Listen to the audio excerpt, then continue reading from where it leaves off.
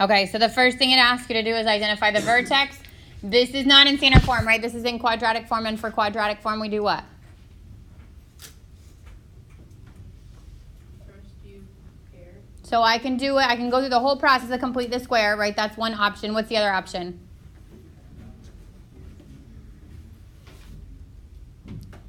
Yesterday we did two ways, right? To either force it into standard form, or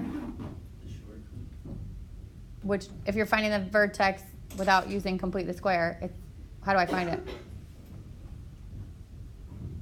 Is it the first square root? No. That's all complete the square. So the first option is force this into standard form, right? What's the second option if you're in quadratic form? We found the vertex two ways yesterday. Negative b over 2a. Does that sound familiar? Yes. So because I only need the vertex here, it's probably faster to do that. Okay? You still have options. You can still work through complete the square. But I usually look at my formula, my equation. If there's a number in front of the x squared, I tend to do negative b over 2a. Because complete the square when there's a number in front is a lot uglier, which I'll walk through and I'll show you what it looks like. But it's a lot uglier. It's usually faster to do the negative b over 2a. So my h is going to come from that. Negative b over 2a. My a here is negative 3. And my b is 2. So negative 2 over 2 times negative 3 is negative 2 over negative 6, or positive 1/3. That's the h, or the x coordinate of your vertex. And then I have to plug that back in to get the y. So y would equal negative 3 1/3 squared plus 2 times 1/3 plus 5. And then I just got to work it out. So negative 3 times 1/9 plus 2/3 plus 5. 3 goes into 9 3 times. This is negative 1/3 plus 2/3 plus 5 is the same thing as 15/3. And I add the negative 1 plus 2 is 1 plus 15 is 16 over 3. And that's the y coordinate of my vertex, or the k value.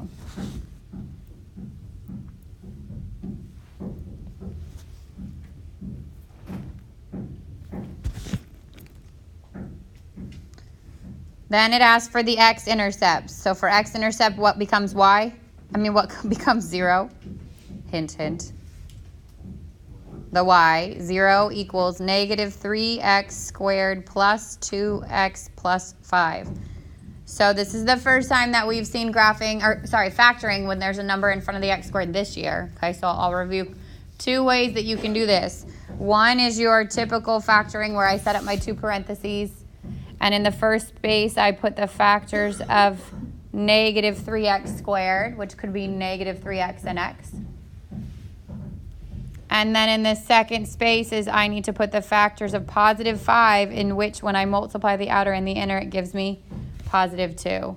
So if I did, let's say I did positive 1 and positive 5, and I multiply the outer and the inner, I get negative 15x plus 1x. Does that give me 2x? No. So I got to try the other combination, switch it. So if it's plus 5 and plus 1, now I get negative 3x plus 5x, and that's 2x. So this is the combination that works, which means that's what I would want to factor. 0 equals negative 3x plus 5, and x plus 1 equals 0. So once you get the factors, you're going to split it and solve it. Subtract the 5. Divide by negative 3. Subtract the 1. So those are my x-intercepts. 5/3, 0, and negative 1, 0.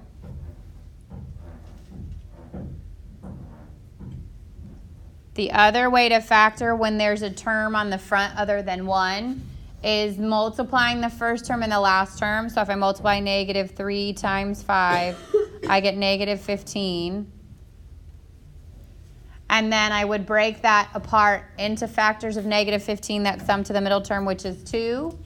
So I can do 5 and negative 3. Replace the middle term with those two terms. So this would be positive 5x and a negative 3x plus 5. And then factor by grouping.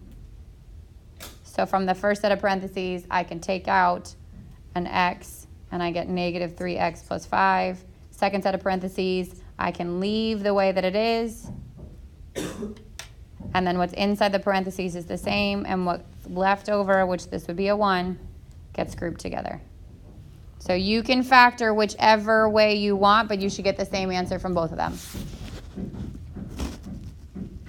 Sometimes I flip-flop, so look, usually like if the first term and the last term is prime, there's not that many options. You're going to have 4 total possibilities to try and, to do the trial and error. So a lot of times I'll do that first way if they're like the first and the last are prime. But if your last is something like 24 and you have to test out 1 and 24, 2 and 12, 3 and 8, 4 and 6 in both orders, that's a nightmare. That's usually when I do the second method. Questions on the factoring part of this? Okay, so then the last thing said use the graphing utility to verify. So I already did it on my app. I'm just going to pull that. But if you want to open up your calculators, we're still going to be using them every once in a while for parabolas. You're going to graph this.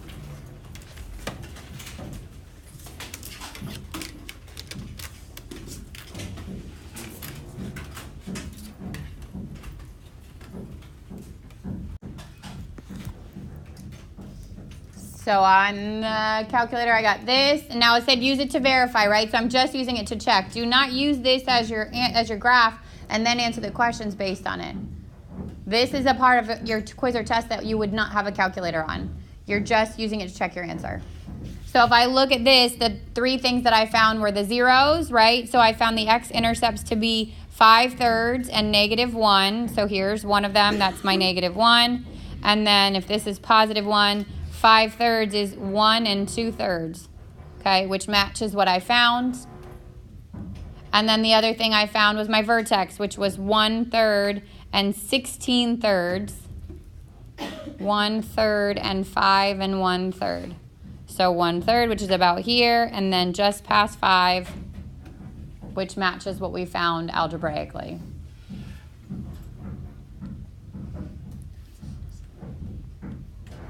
Questions on any of example 6?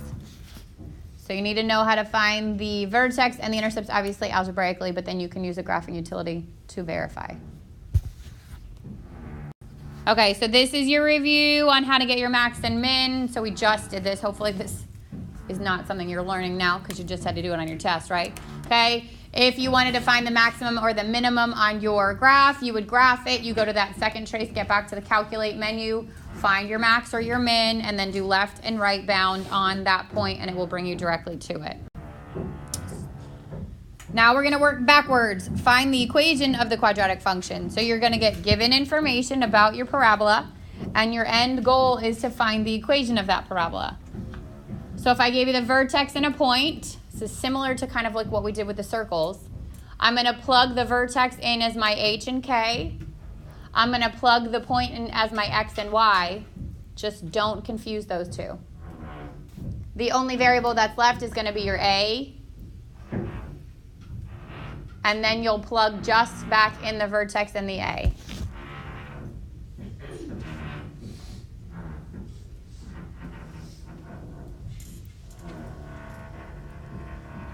So my initial equation would look something like this. I'd get a value for the y. I'd get a value for the x. I get a value for the h. I get a value for the k. I'm going to solve for a, and then I'm going to take and plug back in just the a, the h, and the k. So your end result is an equation, which means it's a y equals. Don't forget your y equals. All right, so in my opinion, these are super easy. Don't make them harder than they are, okay? What will be the downfall is if you switch the HK and the XY, obviously, or you just don't know how to do it, which would not be advised. It says find the equation of the parabola in standard form, then graph the parabola and identify the max and min. So my goal is to get it into y equals a x minus h squared plus k. Write it as many times as you need to make sure you know it. So the vertex is my h and my k, and the point is my x and my y. And then you just plug them in. So y is 15 equals, the a is my unknown the first time. The x is 7, the h is 5, and the k is 12. And then work it out. 15 equals a times 2 squared plus 12. 15 equals a times 4 plus 12. Subtract the 12. 3 equals a times 4. Divide by 4. And a equals 3/4. Is it okay to get a fraction for a? Sure, right? What does that mean about my parabola? It's wider than normal, okay? So you can get a number there that is positive. You can get a number there that is negative. You can get a fraction. You can get a whole number. So now I'm going to take that and plug it back in. I'm plugging back in the a, which is 3/4. The x and the y stay as x and y.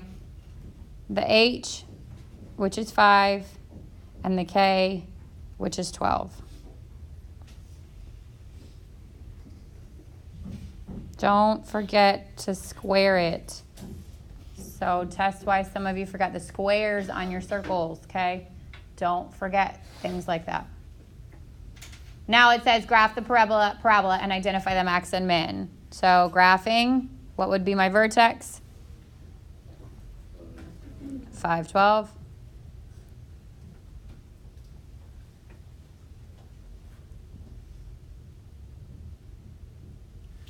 Plot my point, okay?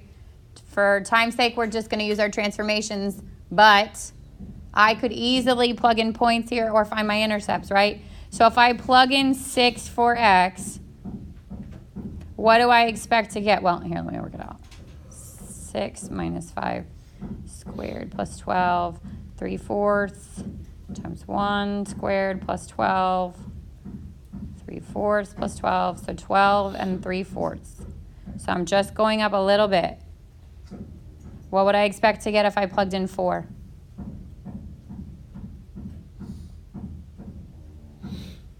What happens to your y's on either side of your vertex? They're the same, right? So this would also be 12 and 3/4.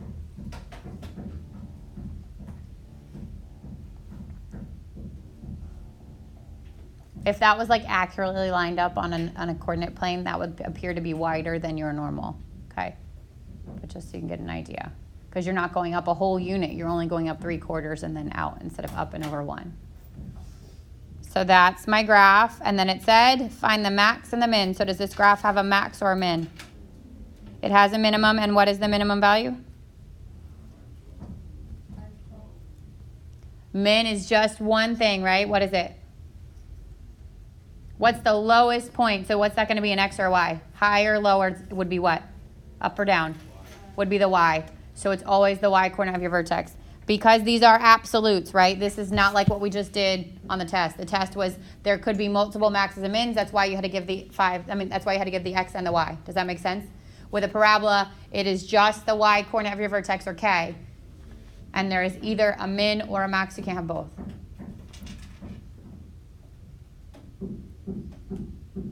Questions?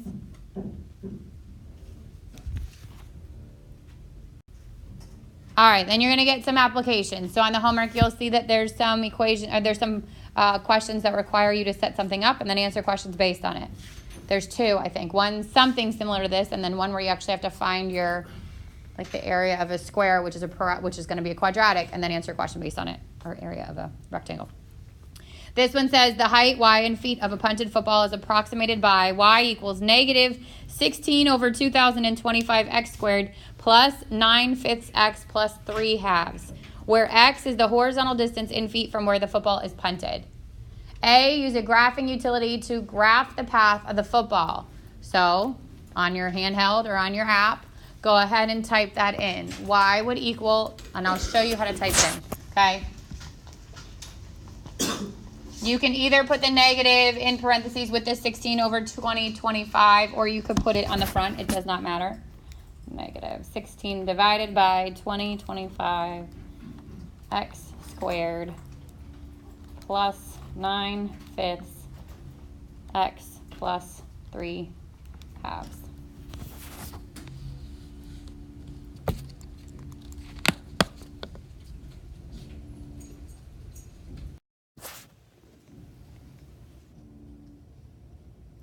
Okay, so this graph looks like this, okay? My window, where's my window?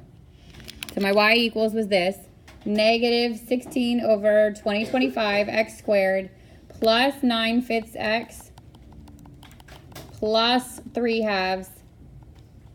Oh, this needs parentheses, hang on. 3 halves.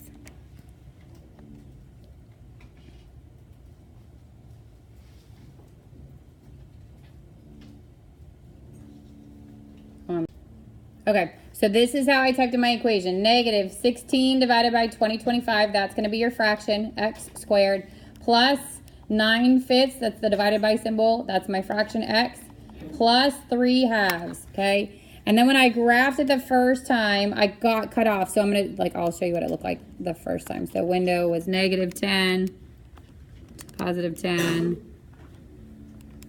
negative 10 to positive 10. Oops. This is what it looked like the first time. Now, as soon as you look at this equation, you should say, that's squared, which means this should be a parabola, yes?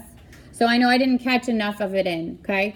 With numbers as big as this, I tend to zoom out, at least until I figure it out, okay? So if I'm nowhere near that parabola coming back down, I'm just going to zoom. And I zoomed out one time. Still doesn't get it all the way in the view. So I'm going to zoom out again.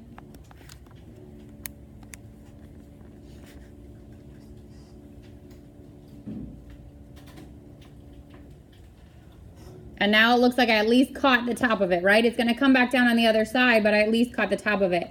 If you wanted to adjust it, like if I wanted to go all the way over, if I look at my window, I'm already at negative 60 to positive 160. But my x-min, I don't need that. Like I could do negative 5 to 160 and go further. So I could go to 200 and graph it and see what happens. Because I don't need that left side as long as I see where it intercepts. Okay? I'm pretty close. I'm going to do the window again. And this time my y max, x max, maybe I make 250. And now I should catch the whole thing in the window. There we go. Okay? So that's what it would look like, right? But the questions are, so A, use a graphing utility to graph the path of the football. B, how high is the football when it's punted? So think about, have anybody ever watched somebody punt a football? Yes. Do they punt it off the floor? No. So a kick is off the floor. Yes, like a kickoff. But a punt, they drop it from their hands and then they kick it, right? So the question is, how high off the ground is it when they kick it? Which is going to be the point where x is 0, this point over here. How would I find that? How could I find where x is 0? Let's say pretend we don't even have the calculator. How could I figure out when x is 0? Plug 0 in for x. So if I plug 0 in here and I plug 0 in here, what's my y? 3/5 or 1.5 feet. Does that make sense?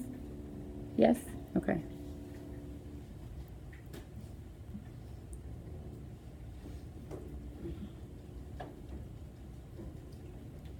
C says, what's the maximum height of the football? So how do I find this out? Let's talk about it without the calculator. How would you find it out? What's the max? The y coordinate of my vertex. So I could go through the work. I wouldn't torture you with that on a number like 16 over 220 or 2025, okay? But I could do negative b over 2a, take that, plug it back in to get the max. So if I'm going to ask you questions like that, it's going to be smaller numbers. You're going to get like a regular equation, okay? But if I don't have that, then I can come to my graph. I could go to max. I could go left of what appears like the max. I could go right of what appears like the max. And I could go directly to my maximum, which is 104.0, okay? So 104, and this one is in feet. And then D says, how far from the punter does the football strike the ground? So in mathematical terms, what does that look like when it strikes the ground? It's the x when it comes back down, yes? So it's going to be that point there, which is my 0. So I go second trace, I go to 0, I go before it crosses the x-axis, and I could have done anywhere from here, as long as it's before it. After it crosses the x-axis, and hit enter, and my 0 is 228.6 feet.